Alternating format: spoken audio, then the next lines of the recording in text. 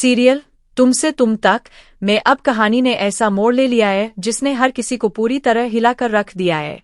जी हाँ, आने वाले एपिसोड्स में अब वो होने वाला है जिसका इंतजार दर्शक काफी लंबे समय से कर रहे थे।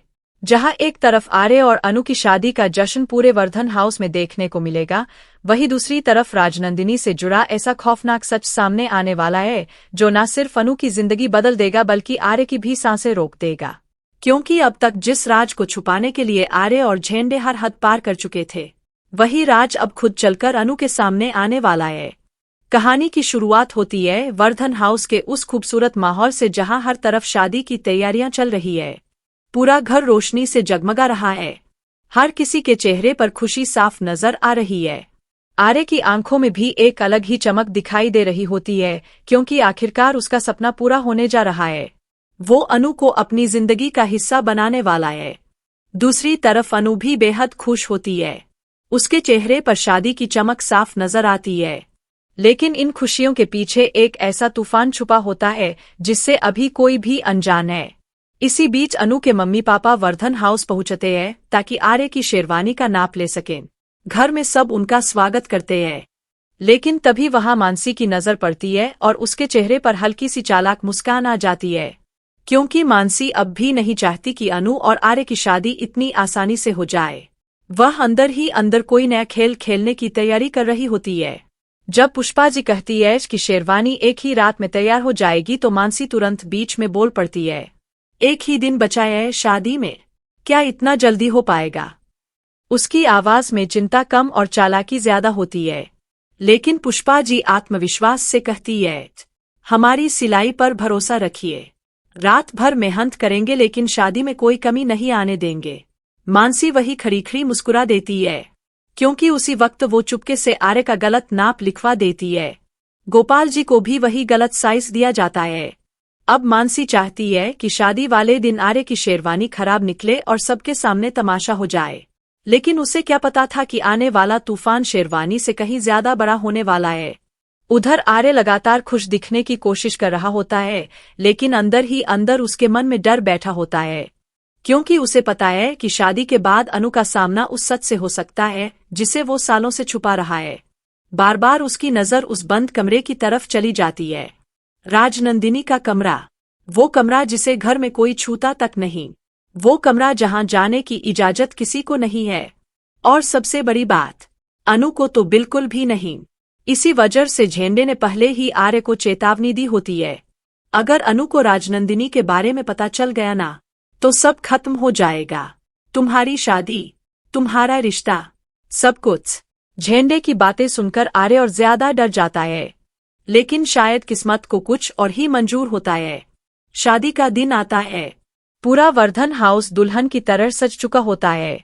ढोलनगारों की आवाज, मेहमानों की भीड़ और खुशियों के बीच आर्य और अनु की शादी धूमधाम से हो जाती है।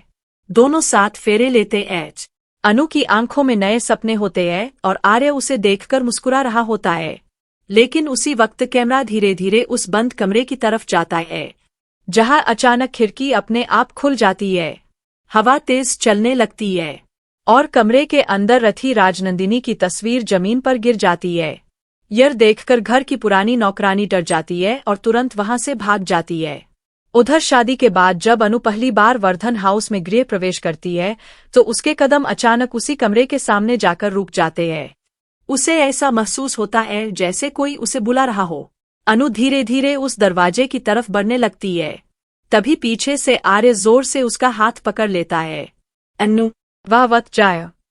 आर्य की आवाज इतनी तेज और गुस्से से भरी होती है कि अनु खुद कौंक जाती है, क्योंकि उसने पहली बार आर्य को इस तरह देखा होता है।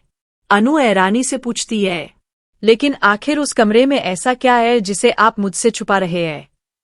आर्य कुछ नहीं बोल पाता, उसके माथे पर पसीना आ जाता है।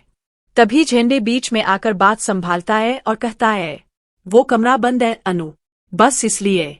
लेकिन अनु को अब शक होने लगता है, उसे महसूस होने लगता है कि इस घर में कोई बहुत बड़ा राज छुपा हुआ है। उधर उसी रात अनु की मुलाकात फिर से उस छोटे लड़के से होती है जो सिद्धि माता के घर पर रह रहा होता है। वो लड़का बार बार वर्धन हाउस की तरफ देख रहा होता है, उसकी आंखों में अजीब सी बेचैनी होती है।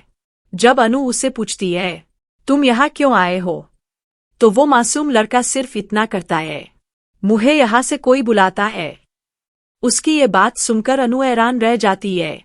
धीरे धीरे उसे पता चलता है कि उस लड़के का रिश्ता वर्धन हाउस से है, और यही बात आर्य को अंदर तक डरा देती है, क्योंकि उसे एहसास हो जाता है कि अब राज ज्यादा दिन छुपने वाला नहीं है। अनु फैसला करती है कि वो उस लड़के को वर्धन हाउस लेकर जाएगी। जब वो लड़का घर के अंदर कदम रखता है तो अचानक घर की लाइट्स झपकने लगती है। राजनंदिनी के कमरे का दरवाजा अपने आप खुल जाता है। ये देखकर हर कोई डर जाता है। आर्य के चेहरे का रंग उठ जाता है। उसे लगने लगता है कि अब सब कुछ खत्म होने वाला है, लेकिन असली तूफान अभी बाकी होता है। शादी की पहली रात अनु फिर से उस कमरे की तरफ जाने की कोशिश करती है। इस बार उसे अंदर से किसी औरत के रोने की आवाज सुनाई देती है। अनु धीरे धीरे दरवाजा खोलने वाली होती है कि तभी आर्य पीछे से आकर उसे जोर से रोक देता है। मैंने कहा ना वहां मत जाओ। इस बार आर्य इतना गुस्से में होता है कि अनु की आंखों में आंसू आ जाते हैं। अनु दर्द भरी आवाज में कहती है, अगर मुझसे प्यार करते हो तो सच क्यों नहीं बताते? लेकिन आर्य चुप रह जाता है। उसकी खामोशी ही अनु के शक को और बढ़ा देती है। गुस्से और दुख में अनु वहां से निकल जाती है और सीधा मंदिर पहुंचती है, जहां सिद्धि माता उसका इंतजार कर रही होती है। मंदिर का माहौल बेहद रहस्यमय होता है। चारों तरफ जलते दीपक, घंटियों की आवाज और सिद्धि माता की गंभीर आंखें। सिद्धि माता अनु को अपने पास बुलाती है और कहती है, समय आ गया है कि तुम सच जानो। फिर वो पानी से भरी एक बड़ी परात अनु के सामने रखती है। जैसे ही अनु उस पानी में देखती है, उसे धुंधली तस्वीरें दिखाई देने लगती है। एक लड़की जो बिल्कुल अनु जैसी दिखती है,